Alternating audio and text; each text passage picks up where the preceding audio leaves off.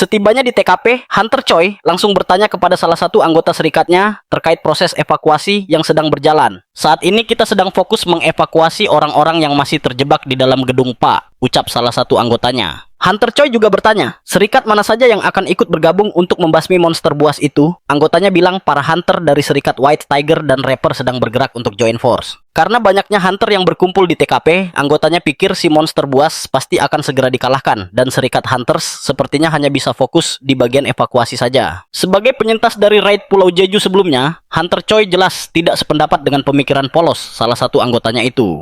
Karena menurutnya, aura yang dipancarkan si monster buas jauh lebih mengerikan dibanding dengan aura Beru saat di Pulau Jeju.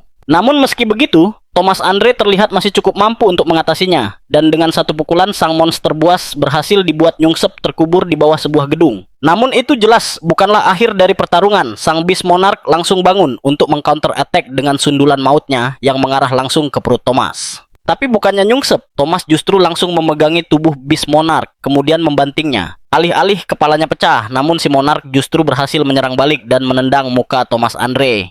Kini Beast Monarch malah terlihat semakin bersemangat menjalani pertarungan tersebut. Menanggapi antusiasnya, Thomas pun kemudian mengaktifkan skill reinforcement miliknya.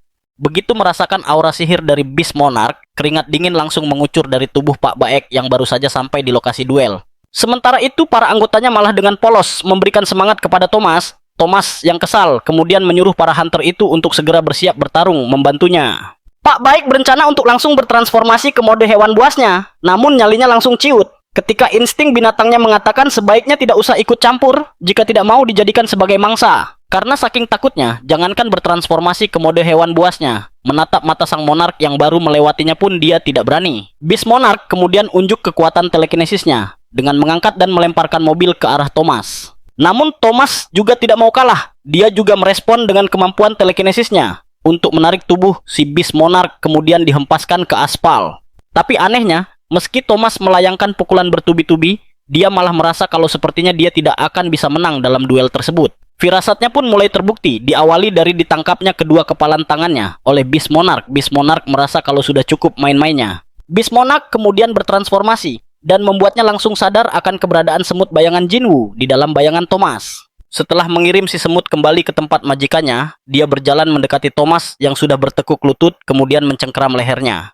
Namun siapa sangka, ternyata yang dicengkeram dan dia hancurkan adalah armor kosong belaka. Thomas ternyata sudah berada di belakang sang monark. Dia kemudian memiting lehernya dan memelintirnya hingga 360 derajat Celcius. Namun usaha terakhirnya berakhir sia-sia karena leher sang monark ternyata melar seperti karet. Thomas yang masih terkejut, mukanya langsung dicengkeram, tubuhnya dibanting, lalu dipiting sampai tidak bisa bergerak lagi. Untungnya saat Beast Monarch berencana memangsanya, dengan pukulan sihir jarak jauhnya, Leonard Nirman segera menjauhkan tubuh Thomas dari sang Beast Monarch. Meski Thomas Andre saja bisa dibuatnya babak belur, tetapi Leonard Nirman masih saja nekat bersiap bertarung menantang sang Beast Monarch.